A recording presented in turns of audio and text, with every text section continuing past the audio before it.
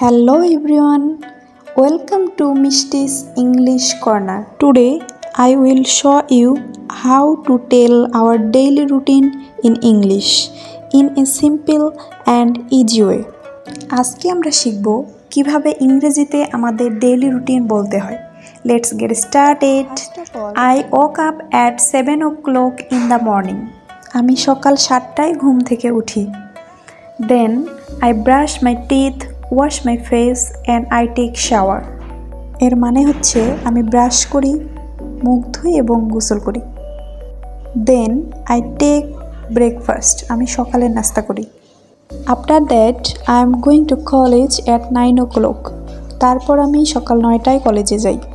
I take lunch at 2 o'clock. আমি দুপুরের খাবার 2টার দিকে খাই। I spend my afternoon with my friends. আমি বিকেলবেলা আমার বন্ধুদের সাথে কাটাই। In the evening, I like to read my academic books. সন্ধ্যাবেলা আমি আমার একাডেমিক বই পড়তে পছন্দ করি। Then I have my dinner at 9 p.m. with my roommate. Before going to bed, I like to watch movie. ঘুমোতে যাওয়ার আগে আমি মুভি দেখতে পছন্দ করি। That's my daily routine. Thanks for watching this video. Thank you everyone. Thank you so much.